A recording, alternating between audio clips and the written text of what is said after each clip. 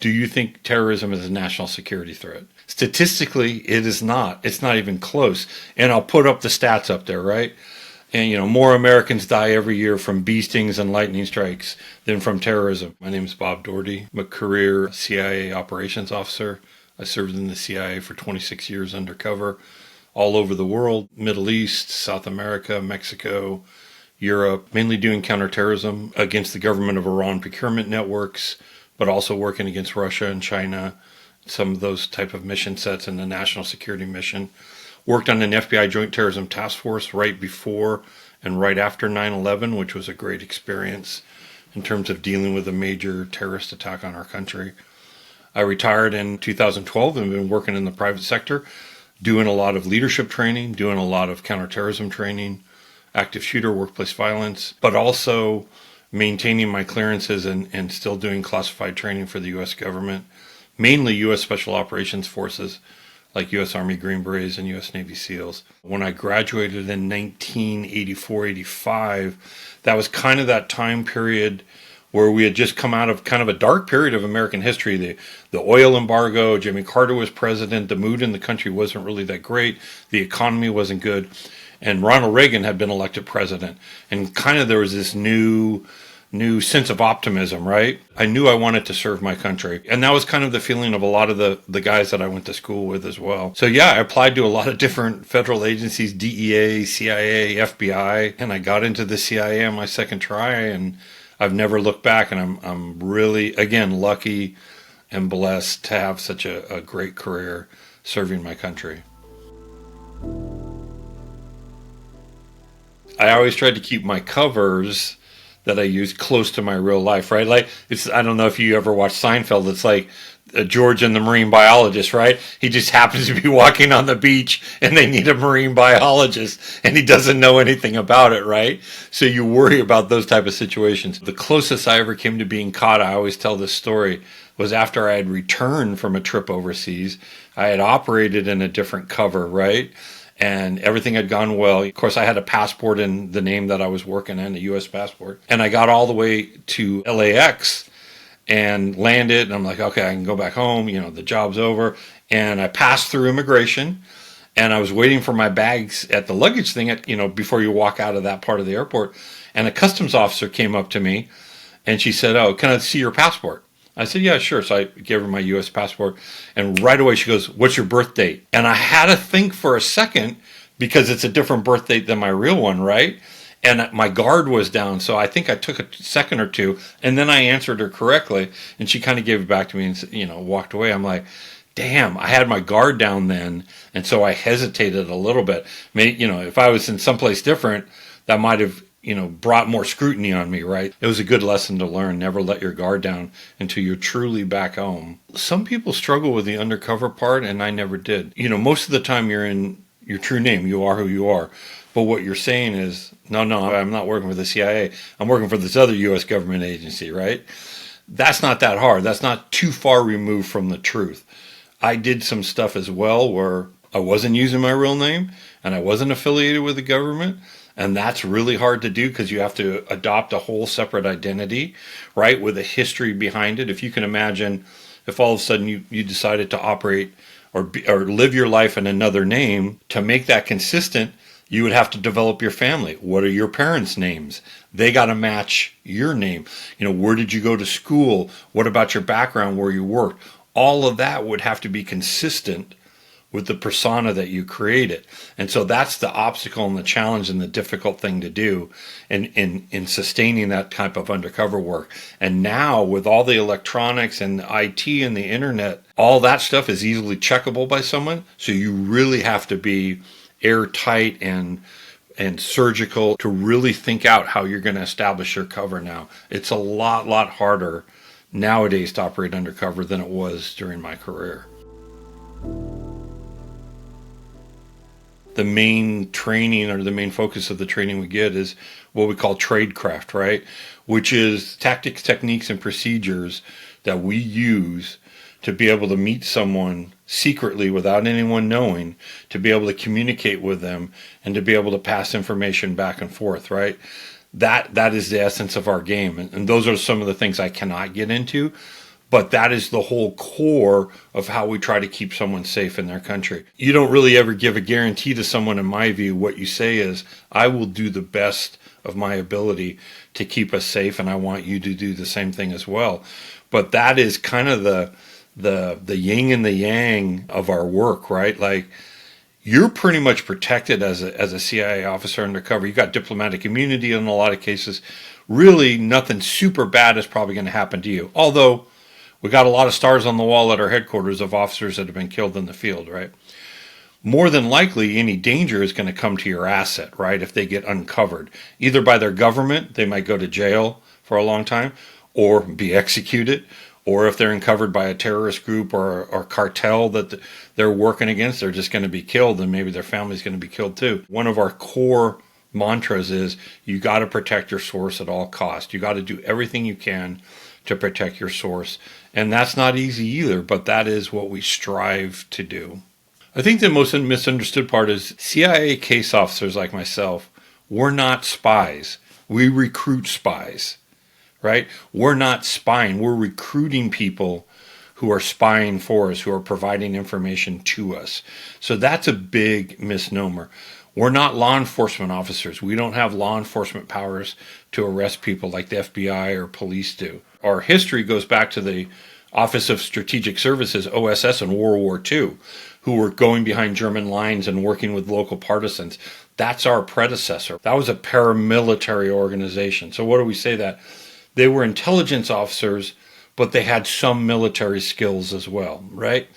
So that's how the CIA started. Now all of a sudden you have the wars of 9/11 come along, and you realize, well, we're going to have to be operating as intelligence officers right alongside the military in these different foreign countries. So we're going to have to come closer and intertwine more. And that's exactly what happened after 9/11. The CIA got even closer and more enmeshed with DOD, Department of Defense elements, especially the Special Forces. And now it's almost seamless. You watch the series Lioness with Zoe Saldana.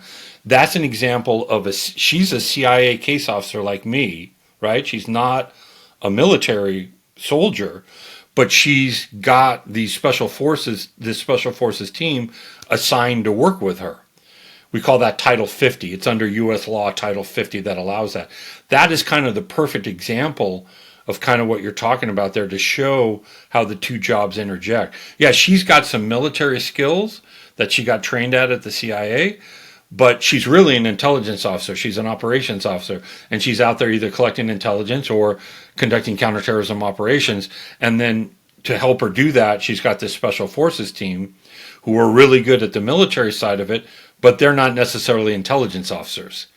So that's kind of the marriage and the mix, is we need to collect the intelligence in these war zones, in these very dangerous areas. We're going to need the military, special operations help to do that, and to also carry out actions that the president designates, i.e., I want you to, denigrate and take away the threat of these terrorist groups, and you can do it lethally. I authorize you to do that. So that's kind of the mix and the marriage between it. And again, I think Lioness is a perfect example of how that kind of comes together. Usually at the start or at some point during a terrorism class that I'm giving, I will ask the attendees, do you think terrorism is a national security threat? And most of them will say, yeah, it is. And I'll say, statistically, it is not. It's not even close. And I'll put up the stats up there, right? And, more Americans die every year from bee stings and lightning strikes than from terrorism. We have, I think, 14,000 or 21,000 people a year killed in this country every year from homicides. I think 100 plus people die a day in this country from traffic accidents. The terrorism numbers are they're not even on the radar.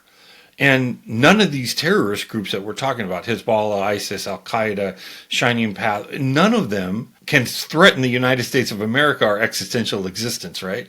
So by those definitions, terrorism absolutely is not a national security threat. It's not even in the top 25, probably, statistically.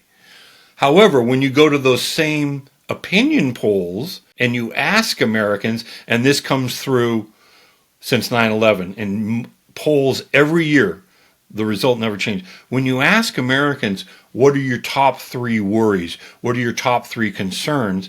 It's usually always the economy, right? Terrorism is always usually in the top three.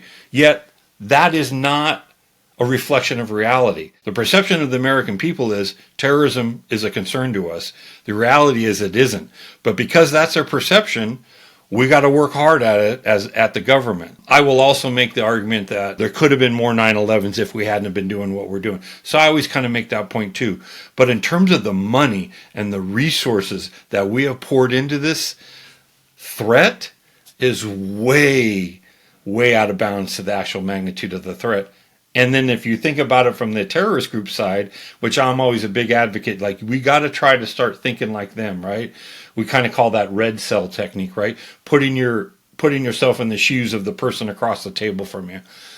They get what they want. They are affecting us and causing us to use money and resources to combat them way out of proportion to the actual threat that they represent. So in essence, they win. They're winning. They're winning that war. We have major terrorist groups operating against the U.S. worldwide. Al-Qaeda, the Islamic State, back in my day, Japanese Red Army, the different Palestinian groups like the PLO, down in South America, Shining Path in Peru and Tupac Amaru. There's all these different terrorist groups out there, a lot of which don't like the U.S. and are actively targeting Americans. You can imagine that an undercover CIA officer's job is to try to find people in those groups that, it's difficult to do, right? Because they're terrorists, right? They're extremists. Try to find them, spot them, figure out who they are, try to find a way you can meet them, and then try to find a way to assess them. Like, would they be willing to talk to you for whatever reason? Maybe they don't like the direction the group's going. Maybe they need money for their kids' education. There's a whole variety of motivational factors. And then to recruit that person and say, hey, I want you to enter into a clandestine relationship with me as part of the U.S. government. You're going to supply information to me based on the questions I ask you or the requirements that I give you. And in exchange, I'm going to give you X, Y, and Z. Again, whether that's money or medicine or education, it's usually money. But the important thing on why people spy for money, it's not the money per se, and this is a deeper level. It's what the money can do for them. It's kind of like, what is that going to do for that person? Oh, it's going to give them a better life. Oh, in some cases, it's going to allow them to buy food for their kids, medicine that they can't get access to, right? That's basically how you go about trying to recruit, for example, people in terrorist groups, right? It's not easy to do. It's really hard. And the same thing can be said about, a Chinese government official or a Russian government official or an Iranian military officer, right? These are very hard people for us to even get in the same physical space with, to even start talking to and see if there's a basis for a relationship, much less a basis for them to commit espionage against their country. So it's not an easy task. Success doesn't come often. I'll just say that. It's a hard thing to do. I always enjoyed passing on some of my knowledge to the younger officers that I was working with. And I really liked it, especially talking about subjects that I was passionate about, terrorism, extremism, radical ideology, right? I got multiple, opportunities to do that. And I guess people must have liked me, and they kept offering me the opportunities and paying me well. For example, I'm an instructor for the state of California. So we go around and we talk about terrorism. We have a set number of terrorism classes.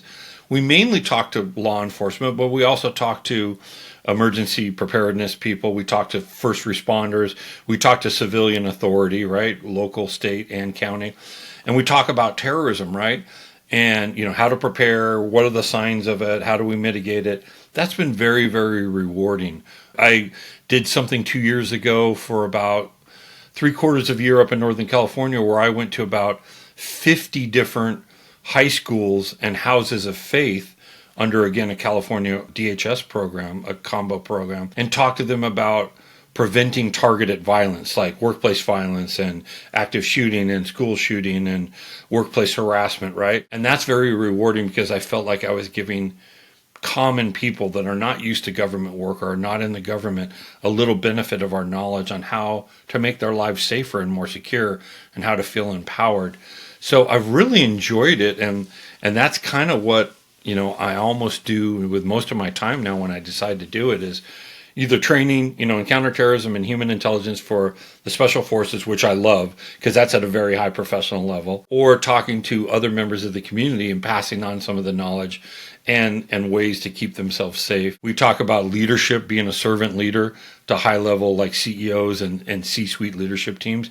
And we take the lessons that we learned doing intelligence and counterterrorism for the U.S. government and we translate it to the private sector. I wish there was more of a sense of public service. And what I tell young people is don't necessarily think the almighty dollar is going to be your savior, is going to make your life great. I understand it takes a long time to learn this. Like I didn't know this when I was starting out. If you give a little bit of yourself to others, man, that's an incredible reward. And I always say, like, I wish we had in this country, Israel does it, but they have a lot smaller population than us, where it's mandatory military service. Not talking about the draft, but I always had the idea, like, when you're 18 years old and you graduate high school, which almost everyone does in this country, you have to go do a year somewhere. Let's just say it's a year, either in the military or maybe it's a year and a half to make it worthwhile. Your choice, either in the military, you can go in the Peace Corps or something like that where you go overseas and serve. What a great concept that every high school senior goes and does that for a year before they get on either going to college or entering a trade or whatever they're going to do. I mean, I would think that's a great use of our government funding. I think our country would be so much more together.